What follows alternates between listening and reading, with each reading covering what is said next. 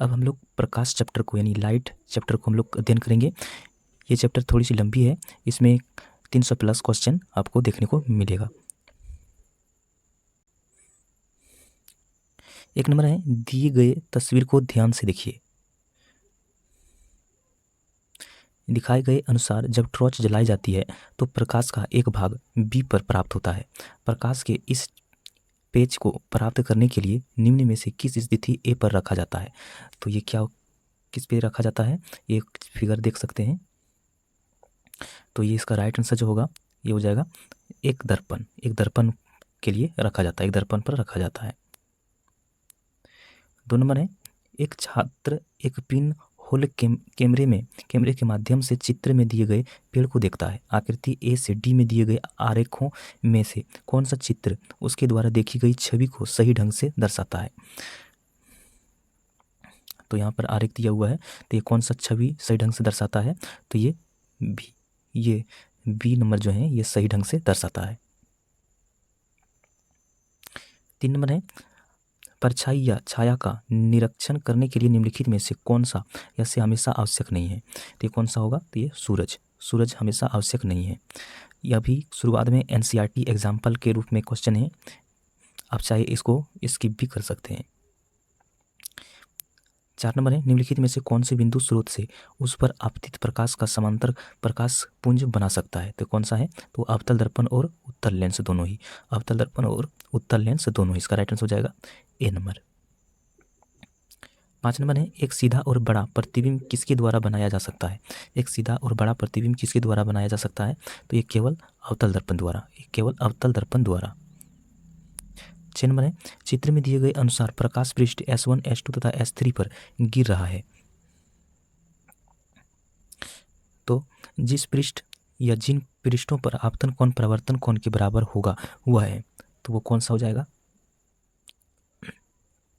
वो कौन सा हो जाएगा? ये हो जाएगा सभी तीनों पृष्ठ पर। तो इसका राइट आंसर हो जाएगा डी नंबर।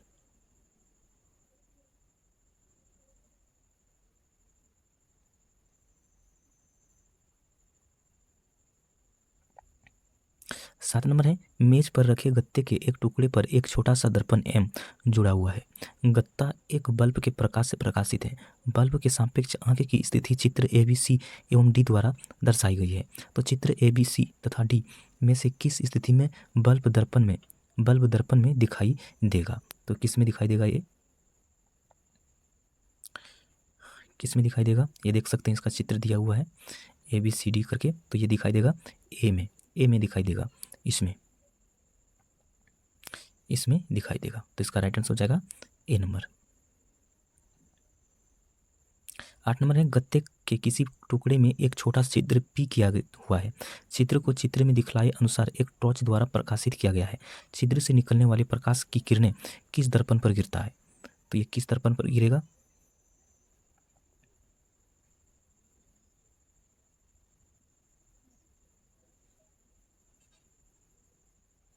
आँख को किस बिंदु पर रखें जिससे कि सुराख को देखा जा सके?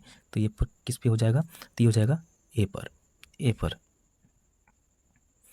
9 नंबर है, चित्र में दर्शाए अनुसार दो दर्पण ए तथा बी एक दूसरे के लंबवत रखे गए हैं। दर्पण ए पर प्रकाश की कोई किरण 25 डिग्री का कोण से आपतित है, जो परिवर्तन के पश्चात दर्पण बी पर आपतित होती है। इस किरण का परिवर्तन कौन होगा?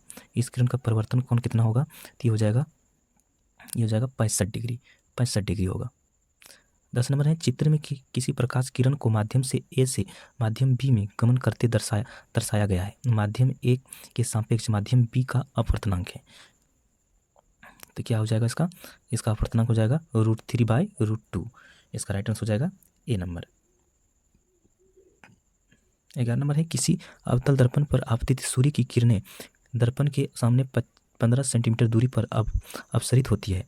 इस दर्पण के सामने किसी बीम को कहाँ रखें कि इसका समान साइज का प्रतिबिंब बने? तो कहाँ पर रखें? तो ये दर्पण से 30 सेंटीमीटर दूरी पर। 12 नंबर है, टॉर्चों, सर्च लाइटों तथा वाहनों में हेडलाइटों में बल्ब कहाँ लगाया जाता है? तो ये बल्ब कहाँ लगाया जाता है? तो प्रवर्तक के फोकस के अत्यधिक निकट। इसका राइट आंसर हो जाएगा बी नंबर। 13 नंबर है, चित्र में दर्शाए गए प्रकाश पुंज किसी बॉक्स के छिद्र ए तथा बी से आपतित होकर प्रकाश छिद्र बी तथा डी से सी तथा डी से बाहर निकलते हैं। बॉक्स के भीतर निम्नलिखित में से क्या हो सकता है?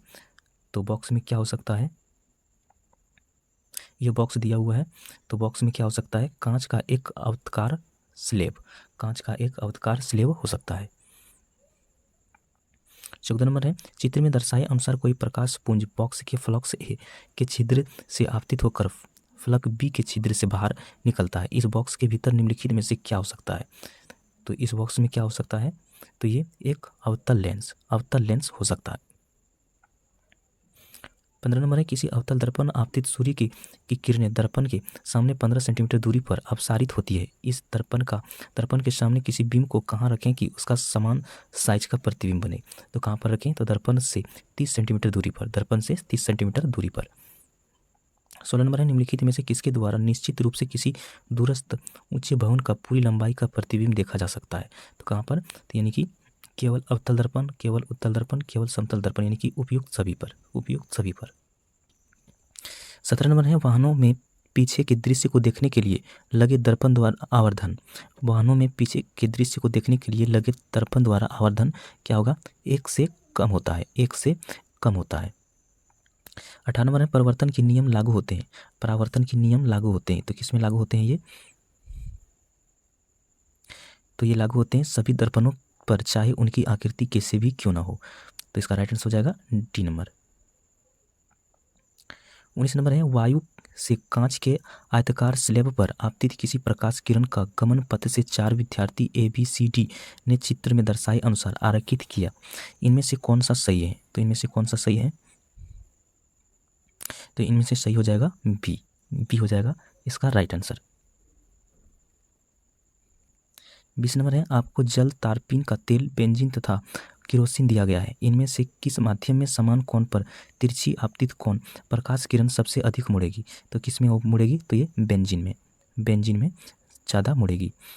किसी उत्तल लेंस पर चित्र में दर्शाए अनुसार आपतित प्रकाश किरण के लिए निम्न आरेखों में से कौन सही है? तो इन आरेखों में से कौन सा सही है? तो इन आरेखों में ए नंबर का राइट आंसर हो जाएगा। ए नंबर का जो है ये राइट आंसर हो जाएगा, ये हो जाएगा इसका राइट आंसर। 22 नंबर है, निम्नलिखित में से किसके द्वारा अनंत पर स्थित किसी बिंदु का प्रतिबिंब अत्यधिक छोटा बनेगा? निम्नलिखित में से किसके द्वारा अनंत पर स्थित किसी बिंब का प्रतिबिंब अत्यधिक छोटा बनेगा? किस पे? तो अवतल दर्पण, अवतल लेंस तथा उत्तल लेंस। तो इसका राइट आंसर है डी नंबर। 23 नंबर है, किसी अवतल दर्पण पर चित्र में दर्शाए अनुसार आपतित प्रकाश किरण के लिए निम्न आरेख में कौन सा सही है? इन आरेखों में कौन सा सही है? तो इन आरेखों में ये डी नंबर जो है ये सही है। 24 नंबर है, कोई बच्चा किसी जादुई दर्पण के सामने खड़ा है। वह यह देखता है कि उसके प्रतिबिंब में उसका सिर बड़ा, उसके शरीर के का मध्य भाग साइज में समान तथा पैर छोटे दिखते हैं। मैजिक दर्पण में शीर्ष से दर्पण की संयोजन का क्रम क्या है? तो संयोजन का क्रम क्या है? तो यह अवतल, समतल और उत्तल हो जाएगा। उसका राइट आंसर हो जाएगा सी नंबर।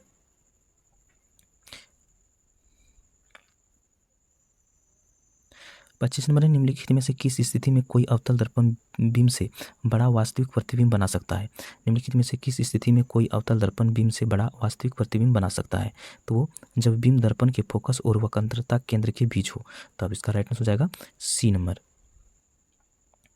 26 नंबर है, 10 mm लंबी कोई सुई किसी अवतल दर्पण के सामने ऊर्ध्वाधर रखी है। इस सुई का 5 mm लंबी प्रतिबिंब दर्पण के सामने 30 सेंटीमीटर दूरी बनाता है। दर्पण का फोकस दूरी है, दर्पण का फोकस दूरी क्या हो जाएगा? -20 सेंटीमीटर। 27 नंबर, निम्नलिखित में से कौन सा कथन सत्य है? इनमें से कौन सा कथन सत्य है?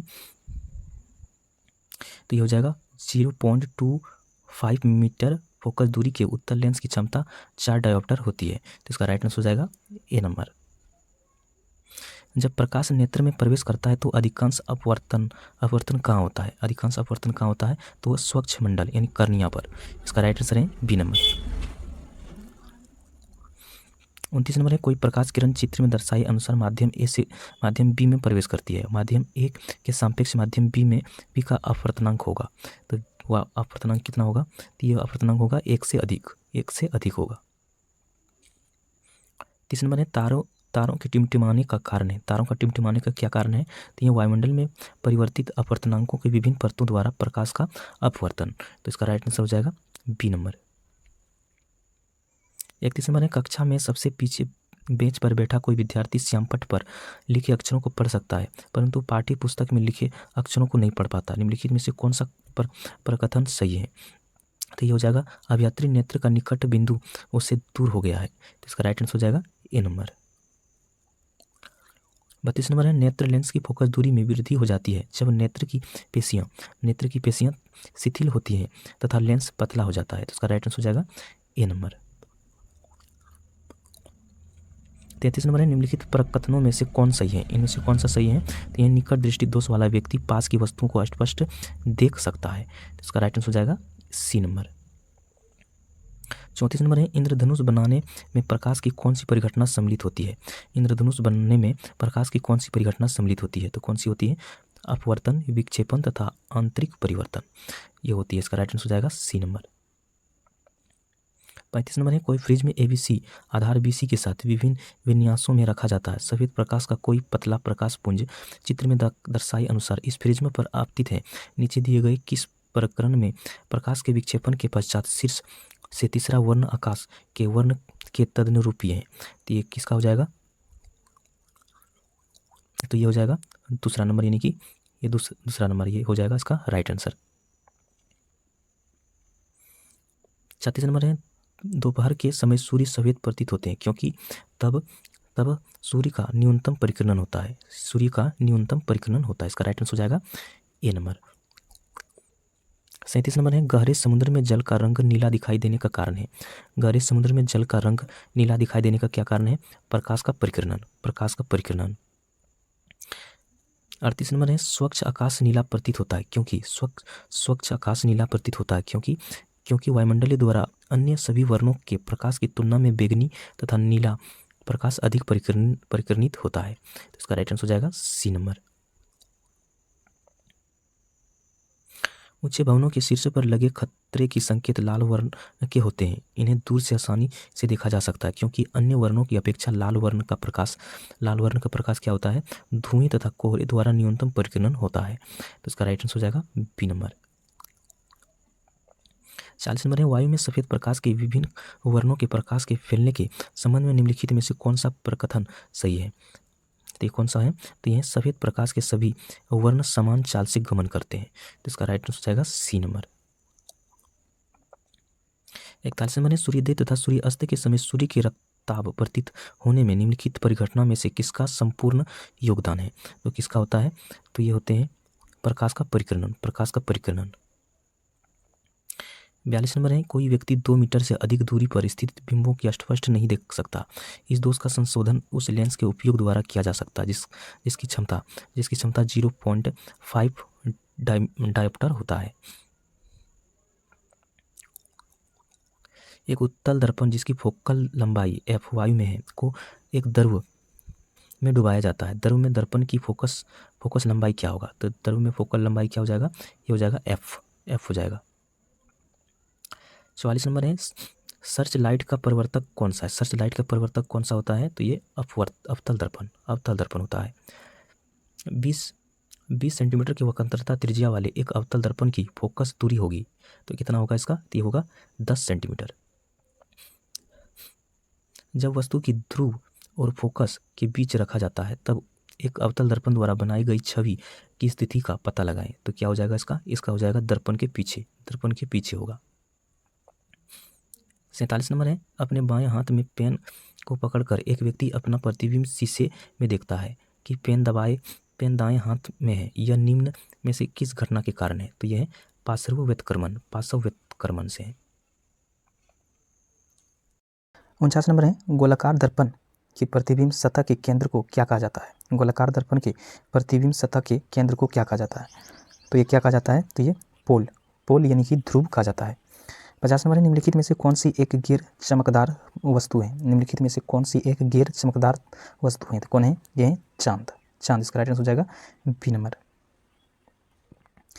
51 नंबर है, एक आपतित किरण एक समतल दर्पण के साथ 20 डिग्री का कोण बनाते हुए आपतित होती है। आपतित और परावर्तित किरणों के बीच का कोण खाली जगह है तो कितना होगा, ये हो जाएगा 40 डिग्री।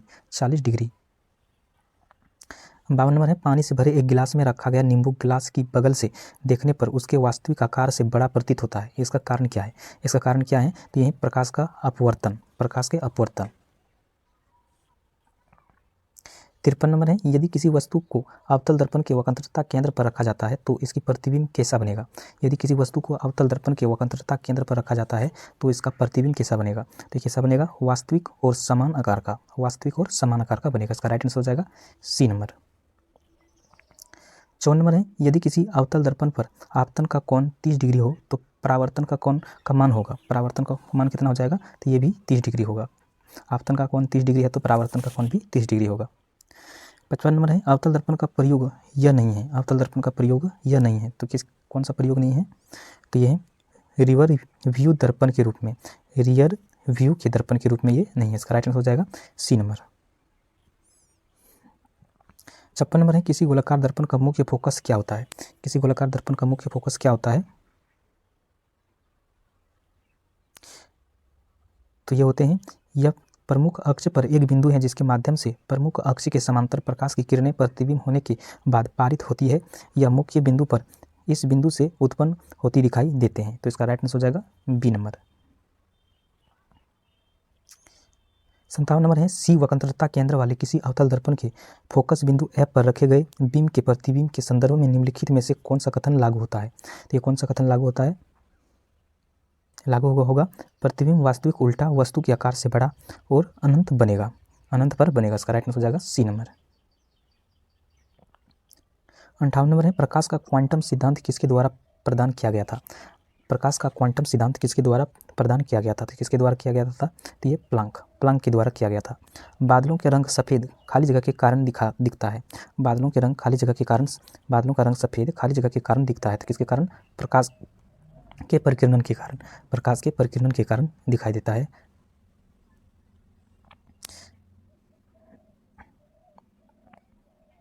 साठ नंबर है, लेंस में नाभिकीय बिंदु अथवा फोकस पॉइंट और दृष्टि केंद्र या ऑप्टिक सेंटर के बीच की दूरी को क्या कहते हैं? तो ये क्या कहते हैं? तो ये कहते हैं फोकल लेंथ या नाभिकीय लंबाई, फोकल लेंथ या नाभिकीय लंबाई। इसका राइट आंसर हो जाएगा सी नंबर। 61 नंबर है, प्रकाश की एक पुंज की द्रव में तैरते कोनों से टकराव के कारण होने वाली परिकिरण से उत्पन्न चमक की प्रक्रिया को क्या कहते हैं? तो प्रक्रिया को क्या कहते हैं? तो ये टिंडल प्रभाव, टिंडल प्रभाव कहते हैं। आगे है, अवतल लेंस के मुख्य फोकस पर मिलती हुई प्रतीत होने वाली प्रकाश किरण अपवर्तन के बाद निकलेगी। अपवर्तन के बाद कैसे निकलेगी ये? तो ये मुख्य फोकस से होकर ये निकलेगी। आगे, वस्तु जो अपनी रोशनी स्वयं उत्पादित करती है को खाली जगह कहते हैं। वस्तु जो अपनी रोशनी स्वयं उत्पादित करती है को कहते हैं तो क्या कहते हैं? चमकदार वस्तुएं, चमकदार वस्तुएं कहते हैं। 64 नंबर है, हमें घास का रंग हरा दिखाई देता है क्यों दिखाई देता है? क्योंकि हरे रंग के प्रकाश को वापस हमारी आंखों पर परिवर्तित करती है, इसलिए इसका राइट आंसर हो जाएगा ए नंबर। 65 नंबर है, किस वर्ष में ओले रोमर ने इतिहास में पहली बार प्रकाश की गति को मापा था? किस वर्ष में ओले रोमर ने इतिहास में पहली बार प्रकाश की गति को मापा था? तो किस वर्ष? 1676 में, 1676 में। 66 नंबर है, सूर्य की रोशनी में हरे रंग का दिखाई देने वाला एक कपड़ा लाल रोशनी में दिखे जाने वाला काले रंग का दिखाई देना क्यों शुरू हो जाता है? तो इसका मुख्य कारण है कपड़ा लाल रंग की तरंग आयम को पूर्णतः अवशोषित कर लेती है। इसका मुख्य कारण ये है। इसका राइट आंसर हो जाएगा ए नंबर।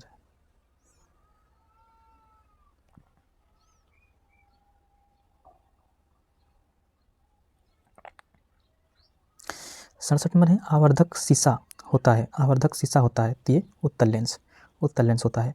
आगे, सूरज की रोशनी को उसके संघटक रंगों में कौन विभाजित कर सकता है? सूरज की रोशनी को उसके संघटक रंगों में कौन विभाजित कर सकता है? तो वो कौन करता है? तो ये फ्रिज में कर सकता है।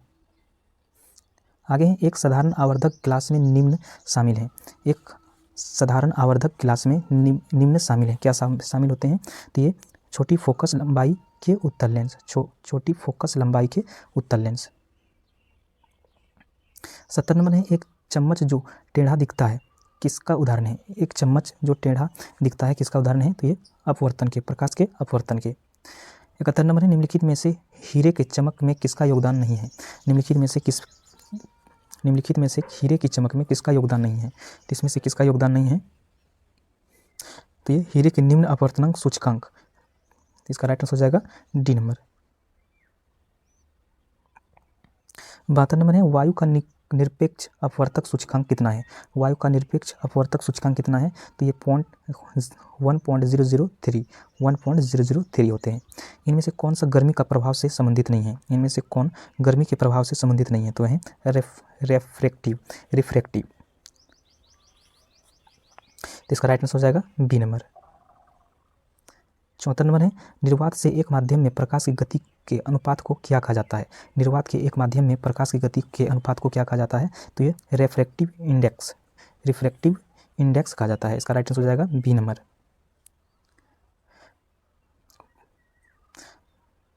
75 नंबर है, किसी भी माध्यम का पूर्ण अपवर्तनांक सूचकांक हमेशा होता है। किसी भी माध्यम का पूर्ण अपवर्तनांक सूचकांक हमेशा क्या होता है? तो एक से अधिक होता है। आगे, रात के समय तारों के टिमटिमाना खाली जगह के कारण होता है। रात के समय तारों का टिमटिमाना खाली जगह के कारण होता है। तो किसके कारण? वायुमंडलीय अपवर्तन के कारण।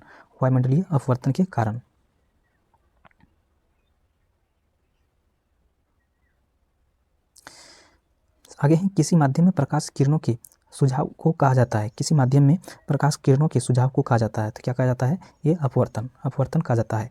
आगे, वायुमंडलीय अपवर्तन के कारण सूर्योदय और सूर्यास्त में लगभग खाली जगह तक देर हो सकती है। तो कितना देर हो सकती है? तो ये 2 मिनट की देरी हो सकता है।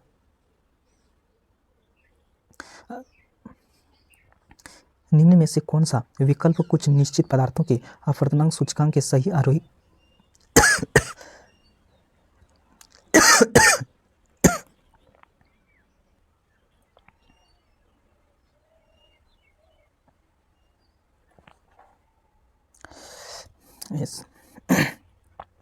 सॉरी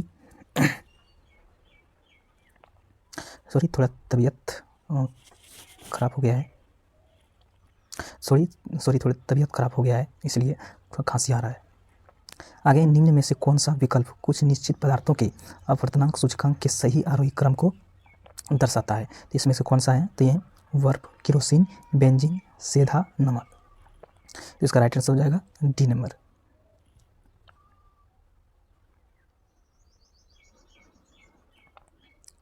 आगे, निम्न में से किस माध्यम का अपवर्तनांक सबसे कम है? निम्न में से किस माध्यम का अपवर्तनांक सबसे कम होता है? तो ये हवा का। 81 नंबर है, जिस बिंदु पर सभी किरणें मिलती है वह खाली जगह कहते हैं। जिस बिंदु पर सभी किरणें मिलती हैं वह क्या कहा जाता है? तो ये फोकस कहा जाता है। 82 नंबर है, निम्नलिखित में से कौन सा दर्पण के प्रतिबिंब सतह पर स्थित है? निम्नलिखित में से कौन सा दर्पण के प्रतिबिंब सतह पर स्थित है? तो कौन सा है? तो यह पोल है। एक दर्पण की वक्रता की फोकस लंबाई और त्रिज्या के बीच संबंध है। एक दर्पण की वक्रता की फोकल लंबाई और त्रिज्या के बीच संबंध है। तो क्या है ये? तो ये है R=2F है। आगे, किस स्थिति में एक अभिलंब किरण, आपतित किरण और परावर्तित किरण सभी एक ही सतह पर होते हैं? तो किसमें होते हैं ये? तो ये हो जाएगा अपवर्तन तथा परावर्तन दोनों में। आगे, प्रकाशिक तंतु किस सिद्धांत पर कार्य करता है? तो ये पूर्ण आंतरिक परिवर्तन पर। आगे, परिवर्तित किरणों के वास्तविक प्रतिच्छेदन द्वारा निर्मित प्रतिबिंब जो हम स्क्रीन पर देखते हैं खाली जगह होते हैं। तो क्या होता है? ये वास्तविक होते हैं। एक उत्तल लेंस की फोकस लंबाई खाली जगह होते हैं। एक उत्तल लेंस की फोकस लंबाई कितना होता है? तो ये धनात्मक होते हैं।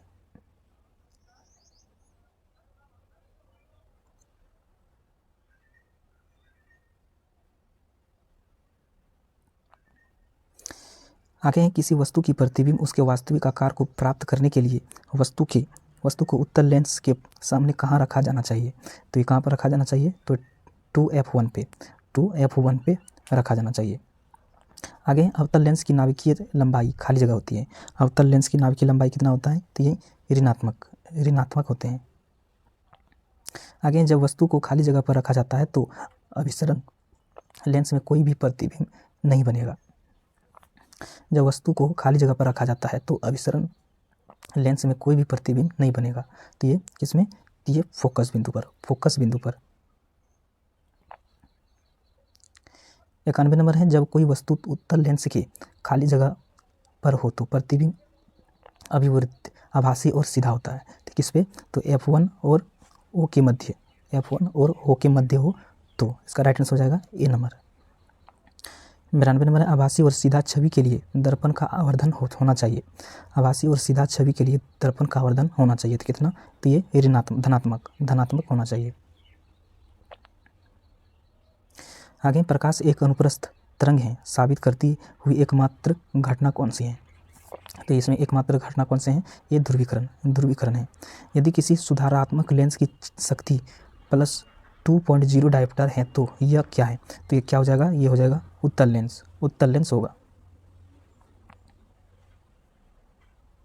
95 नंबर है, उत्तल लेंस की प्रकाशीय केंद्र से होकर गुजरने वाली प्रकाश की किरण अपवर्तन के बाद निकलेगी। तो अपवर्तन के बाद किससे निकलेगी, तो ये बिना किसी विचलन के।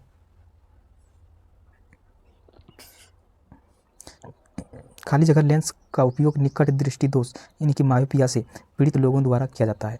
तो क्या किया जाता है, तो ये अवतल लेंस का उपयोग किया जाता है। आगे, एक विकार जिसमें एक व्यक्ति दूर की वस्तु को स्पष्ट रूप से नहीं देख सकता है, उसे क्या कहा जाता है, तो उसे मायोपिया कहा जाता है, मायोपिया। आगे, दूरदृष्टि दोष से पीड़ित व्यक्ति के नेत्र में किसी वस्तु का प्रतिबिंब कहाँ पर बनता है। दूरदृष्टि दोष से पीड़ित व्यक्ति के नेत्र में किसी वस्तु का प्रतिबिंब कहाँ पर बनता है, तो ये रेटिना के पीछे। आगे, 2 फोकस दूरी वाली लेंस का उपयोग खाली जगह से पीड़ित व्यक्तियों द्वारा किया जाता है। तो ये किसका, तो ये मायोपिया और हाइपरमेट्रोपिया इसका राइट आंसर हो जाएगा ए नंबर। आगे, एक गोलाकार दर्पण और पतली गोलाकार लेंस प्रत्येक में -20 सेंटीमीटर की फोकल लंबाई होती है। ऐसे परिदृश्य में निम्नलिखित में से कौन सा सत्य होने की संभावना है, तो कौन सा है, तो ये दोनों अवतल है। 101 नंबर है, इनमें से किस उपकरण में केवल उत्तल लेंस का प्रयोग होता है। तो ये माइक्रोस्कोप में। 102 नंबर है, गोलाकार दर्पण जिसकी परावर्तक सतह बाहर की ओर उभरी हुई होती है कहलाता है। तो ये क्या कहलाता है, तो ये कहलाता है उत्तल दर्पण। आगे, एक उत्तल दर्पण के सामने कोई वस्तु रखी हुई है, किस प्रकार का प्रतिबिंब बनेगा। तो इसमें किस प्रकार का प्रतिबिंब बनेगा, तो ध्रुव और फोकस के बीच आभासी सीधा छोटा प्रतिबिंब बनेगा। तो इसका राइट आंसर हो जाएगा बी नंबर। आगे है, थिएटर में 3D फिल्म देखते समय हमें विशेष चश्मे पहनने होते हैं क्योंकि 3D फिल्म विशेष रंग इस्तेमाल करती है जो मानव आँखों द्वारा महसूस नहीं किए जा सकते हैं। तो इसका राइट आंसर हो जाएगा बी नंबर।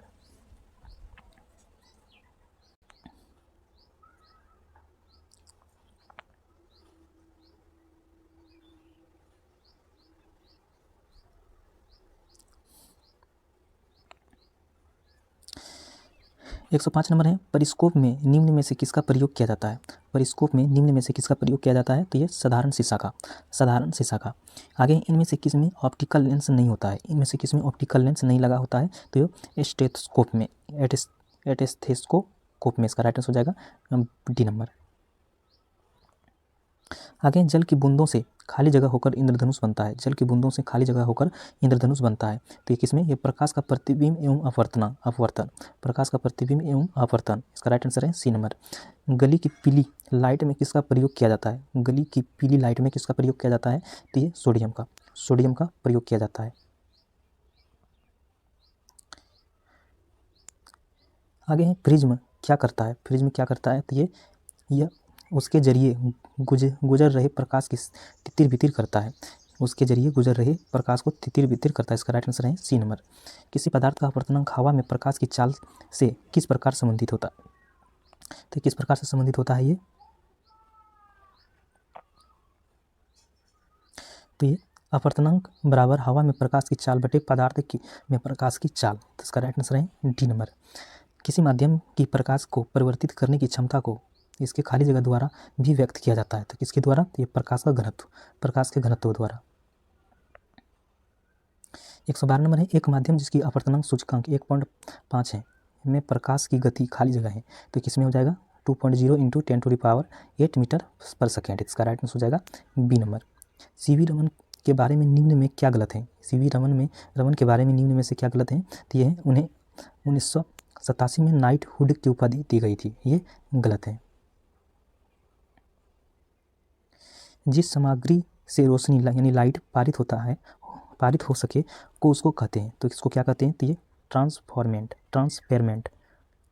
ट्रांसपेरेंट। इसका राइट आंसर हो जाएगा सी नंबर।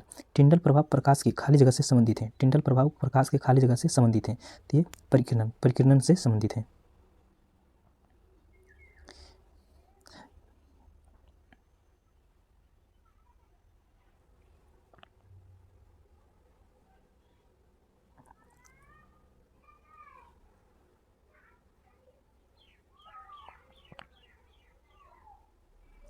आगे, प्रकाश की गति अधिकतम निम्न में से किस माध्यम में होती है? प्रकाश की गति अधिकतम निम्न में से किस माध्यम में होती है? तो ये निर्वात में होती है। जब किसी वस्तु को C और F के बीच रखा जाता है तो अवतल दर्पण में आकृति कहाँ बनेगी? तो कहाँ पर बनता है? तो ये C पर, वक्रता केंद्र पर। आगे, किसी वस्तु के मुख्य फोकस पर रखने पर अभिसारी दर्पण द्वारा निर्मित प्रतिबिंब का आकार खाली जगह होता है, तो किसमें होता है? तो अत्यधिक आवर्धित होते हैं, अत्यधिक आवर्धित। आगे, किसी वस्तु को गोलाकार अवतल दर्पण के वक्रता केंद्र में रखे जाने पर उस अवतल दर्पण द्वारा निर्मित इसके प्रतिबिंब की स्थिति क्या होगा? तो इसकी स्थिति क्या होगा? तो ये होगा वक्रता केंद्र पर। आगे, किसी गोलाकार दर्पण की फोकस दूरी खाली जगह होती है। किसी गोलाकार दर्पण की फोकस दूरी क्या होता है? तो इसकी वक्रता त्रिज्या की आधी। आगे, खाली जगह को एक अभिसारी दर्पण भी कहा जाता है। किसको अभिसारी दर्पण कहा जाता है? तो ये अवतल दर्पण को। दर्पण समीकरण के संबंध में निम्न में से कौन सा कथन सही है? इनमें से कौन सा कथन सही है? तो ये सभी दूरियों को दर्पण के ध्रुव से मापा जाना चाहिए, तो इसका राइट आंसर हो जाएगा बी नंबर। एक वक्रीय दर्पण जिसमें परावर्तन सतह अंदर की ओर वक्रीय होते हैं उसे कहा जाता है, तो क्या कहा जाता है? अवतल दर्पण कहा जाता है। एक समतल दर्पण द्वारा बनाई गई छवि को विशेषताएं हैं। एक समतल दर्पण द्वारा बनाई गई छवि की विशेषताएं क्या होती है? तो इसकी विशेषता होती है समान आकार, सीधी पर पार्श्व तौर पर उल्टी एवं आभासी। तो इसका राइट आंसर हो जाएगा ए नंबर। गोलाकार दर्पण की वक्रता का केंद्र क्या होता है? गोलाकार दर्पण की वक्रता का केंद्र क्या होता है? ये होते हैं, यह उस खगोलीय गोले का केंद्र होता है जिसका गोलाकार दर्पण एक भाग होता है। इसका राइट आंसर है ए नंबर।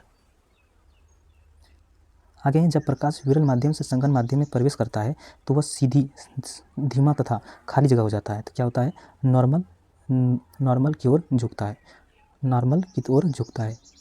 आगे, गोलाकार दर्पण की प्रतिबिंब सतह के केंद्र को क्या कहा जाता है? गोलाकार दर्पण की प्रतिबिंब सतह के केंद्र को क्या कहा जाता है? तो क्या कहा जाता है? तो ये पोल यानी ध्रुव कहा जाता है। दर्पण सूत्र है, इनमें से दर्पण सूत्र कौन सा है? तो ये 1/u + 1/v = 1/f। इसका राइट आंसर हो जाएगा सी नंबर। आगे, एक गोलीय दर्पण के परिवर्ती पृष्ठों के मध्य एक बिंदु होता है जिसे खाली जगह कहते हैं, तो क्या कहते हैं? ध्रुवीय पोल कहते हैं। आगे, यदि एक वास्तविक वस्तु का प्रतिबिंब बनने के लिए उत्तल दर्पण का उपयोग किया जाता है तो निम्नलिखित में से कौन सा कथन गलत है? इनमें से कौन सा कथन गलत है? तो यह प्रतिबिंब वास्तविक है। आगे, किसी वस्तु को मुख्य फोकस पर रखने पर अभिसारी दर्पण द्वारा निर्मित प्रतिबिंब का आकार खाली जगह होता है, तो क्या होते हैं? अत्यधिक आवर्धित होते हैं। आगे, एक वस्तु को एक अवतल दर्पण के सामने उसके फोकस बिंदु और वक्रता केंद्र के बीच स्थित एक बिंदु पर रखा गया निर्मित होने वाली छवि होगा, तो कौन सा छवि होगा? वास्तविक और उल्टा होगा। आगे, एक वस्तु को एक उत्तल दर्पण के सामने अनंत और दर्पण के ध्रुव के बीच स्थित एक बिंदु पर रखा जाता है, निर्मित होने वाली छवि होगी, तो कैसा छवि होगी? तो ये आभासी और छोटी होगी।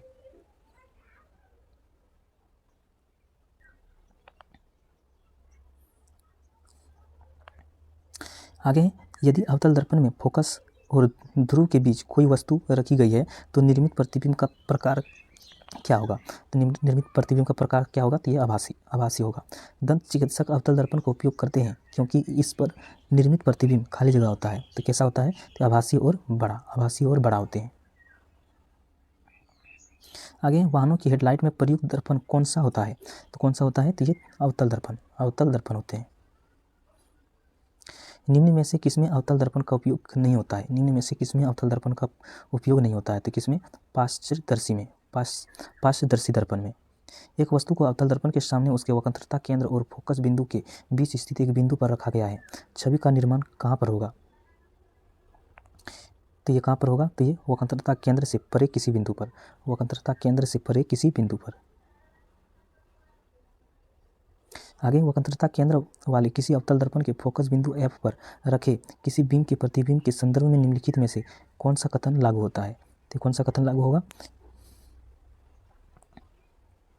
तो ये होगा प्रतिबिंब वास्तविक उल्टा वस्तु के आकार से बहुत बड़ा और अनंत पर बनेगा। इसका राइट आंसर हो जाएगा सी नंबर। आगे खाली जगह को एक अपसरी दर्पण भी कहा जाता है। खाली जगह को एक अपसरी दर्पण भी कहा जाता है।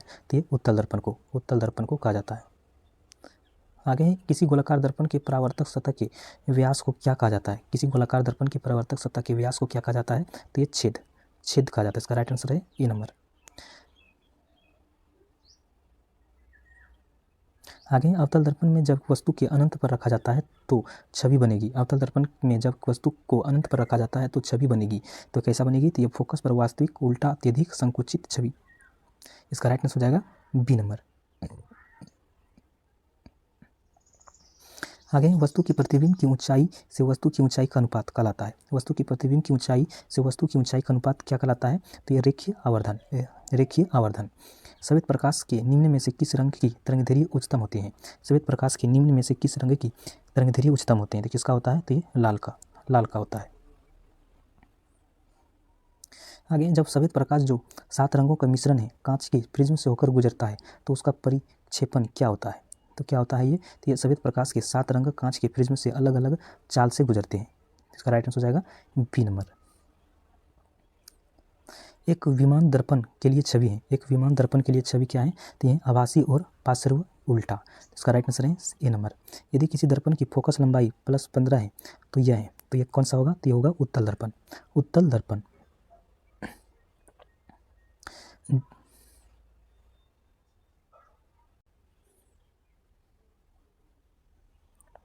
एक 148 नंबर है, जब प्रकाश किसी चमकीली सतह पर आपतित होता है परिवर्तन की घटना होती है। जब किसी प्रकाश किसी चमकीली सतह पर आपतित होता है तो खाली जगह परिवर्तन की घटना घटित होती है। तो किसमें? तो ये नियमित होते हैं। इसका राइट आंसर हो जाएगा सी नंबर। श्वेत प्रकाश एक किरण पुंज किसी कांच के प्रिज्म से होकर गुजरता है और एक स्पेक्ट्रम प्राप्त होता है। निम्न में से कौन सा रंग घटक सबसे कम झुकता है? पीला, नारंगी, आसमानी, बैंगनी। इनमें से कौन सा रंग होगा? तो ये होगा नारंगी होगा। यदि किसी प्रतिबिंब का आवर्धन -0.65 है तो उसके प्रतिबिंब की प्रकृति क्या होगा? प्रतिबिंब का? तो ये होगा वास्तविक, उल्टा और छोटा। इसका राइट आंसर हो जाएगा डी नंबर। जब कोई किरण गोलीय दर्पण की वक्रता केंद्र C से गुजरती है तो परिवर्तित किरण और आपतित किरण के बीच खाली जगह का कोण बनाता है। तो कितना का कोण बनाता है? तो ये 0 डिग्री का कोण बनाता है। साइन I और साइन R के अनुपात क्या कहलाता है? तो ये क्या कहलाता है? तो ये अपवर्तनांक कहलाता है। एक गोलीय लेंस की वृत्ताकार सीमा रेखा का प्रभावी व्यास खाली जगह कहलाता है। तो क्या कहलाता है? ये द्वारक कहलाता है। आगे है, एक लेंस द्वारा उत्पन्न आवर्धन 1/2 है। लेंस द्वारा बने प्रतिबिंब की प्रकृति और तुलनात्मक आकार क्रमशः है, खाली जगह है। तो ये क्या है? आभासी, सीधा और छोटा। आगे त्रिकोणीय प्रिज्म के माध्यम से प्रकाश के वर्ण विक्षेपण के दौरान श्वेत प्रकाश खाली जगह रंगों की पट्टियों में विभाजित हो जाते हैं। तो किसमें होते हैं? तो ये 7 रंगों में।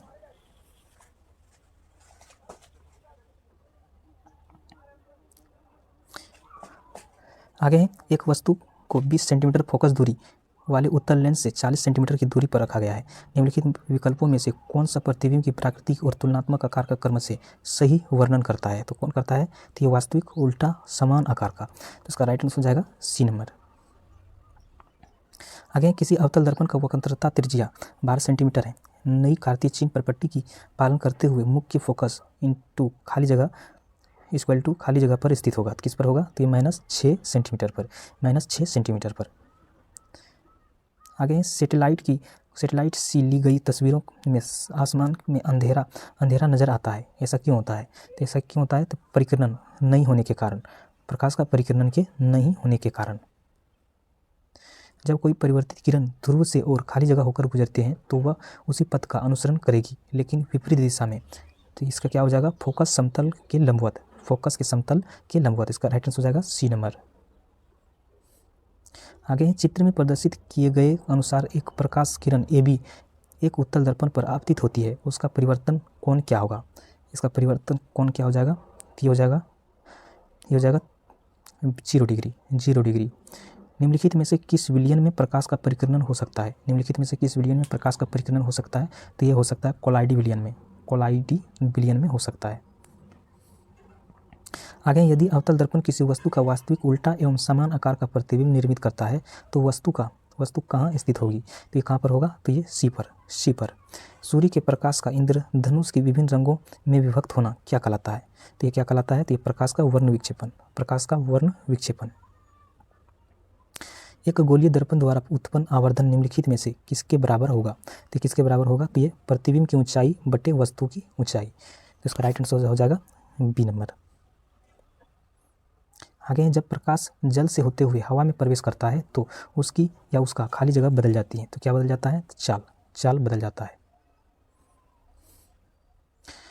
आगे गोलीय दर्पण द्वारा प्रकाश के परावर्तन के संबंध में इनमें से कौन सा कथन सही है? इनमें से कौन सा कथन सही है?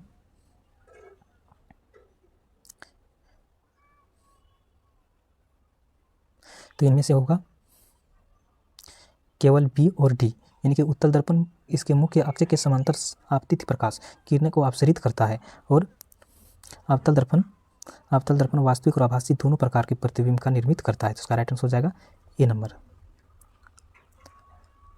आगे अवतल दर्पण द्वारा प्रकाश के परावर्तन के संबंध में निम्नलिखित में से सही गुणधर्मों का चयन कीजिए।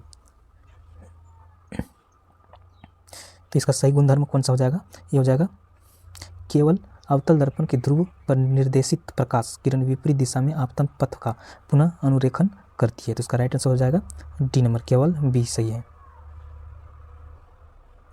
आगे प्रकाश पुंज का पथ उस खाली जगह विलयन के माध्यम से दिखाई देता है जिसमें कणों का आकार अपेक्षाकृत बड़ा होता है। तो ये कोलाइडी। गोलीय दर्पण के मुख्य अक्ष के संबंध में निम्नलिखित में से कौन सा कथन सही है? तो इनमें से कौन सा कथन सही हो जाएगा? ये हो जाएगा वक्रता दर्पण का मुख्य अक्ष वक्रित है। तो इसका राइट आंसर हो जाएगा सी नंबर, ए और बी सही हो, सॉरी ये ए और बी सही होगा। 170 नंबर है ग्रह क्यों नहीं टिमटिमाते हैं? ग्रह क्यों नहीं टिमटिमाते हैं? क्योंकि वे प्रकाश को के विस्तारित स्रोत के रूप में कार्य करते हैं, इसलिए इसका राइट आंसर हो जाएगा डी नंबर। 171 नंबर है निम्नलिखित में से कौन सी रेखाएं किसी गोलीय दर्पण पर अभिलंब के रूप में कार्य करती है? तो कौन से हैं? तो ये हैं ध्रुव और वक्रता केंद्र को मिलाने वाली रेखा और वक्रता केंद्र और आपतन बिंदु को मिलाने वाली रेखा। तो इसका राइट आंसर हो जाएगा ए नंबर। आगे कोई प्रकाश किरण कांच के प्रिज्म के एक अपवर्तक पृष्ठ AB पर आपतित होती है और अन्य अपवर्तक पृष्ठ AC से बाहर निकलती है, तो निम्न कथन पर विचार कीजिए। तो ये कौन सा कथन सही होगा? तो ये कथन हो जाएगा ना तो ए और ना ही बी सही है।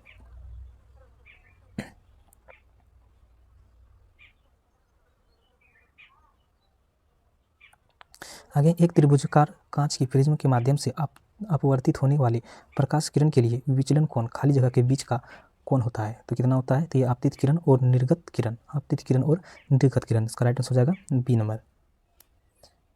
आगे है एक गोलीय दर्पण एक सीधे तथा छोटे प्रतिबिंब निर्मित करता है। गोलीय दर्पण के बारे में सही कथन का पहचान कीजिए। तो सही कथन कौन सा हो जाएगा? ये हो जाएगा दर्पण एक आभासी प्रतिबिंब निर्मित करता है और दर्पण की फोकस दूरी धनात्मक होता है। इसका राइट आंसर हो जाएगा ए नंबर। आगे किसी तारे की स्थिति में थोड़ा परिवर्तन प्रतीत होता है, इसका क्या कारण है? इसका कारण है क्योंकि वायुमंडल की भौतिक स्थितियां बदलती रहती है। इसका राइट आंसर हो जाएगा डी नंबर। एक प्रकाशिक उपकरण वाई को फोकस दूरी धनात्मक वाई एक खाली जगह है, तो क्या है ये या तो उत्तल लेंस या उत्तल दर्पण। इसका राइट आंसर हो जाएगा बी नंबर। लेंस द्वारा उत्पन्न आवर्धन किसके बराबर होता है? तो किसके बराबर होता है? तो ये u/b, v/u। आगे है, एक वस्तु को एक अवतल लेंस के मुख्य फोकस पर रखा गया, इसमें से कौन सा विकल्प निर्मित प्रतिबिंब के अभिलक्षणों को निरूपित करता है? तो ये कौन करता है? तो ये आभासी और अत्यधिक छोटा, आभासी और अत्यधिक छोटा। आगे, एक लड़का एक लेंस का उपयोग करके एक दूरस्थ वस्तु का एक स्पष्ट प्रतिबिंब एक पर्दे पर फोकस करता है। लेंस और पर्दे के बीच की दूरी लगभग खाली जगह के बराबर होगा। तो किसके बराबर? तो एफ के बराबर, एफ के बराबर होगा। एक प्रकाश किरण हवा से 1.33 के अपवर्तनांक वाले जल में प्रवेश करती है तो किरण क्या होगा? अभिलंब की ओर झुक जाएगा, अभिलंब की ओर झुकेगा।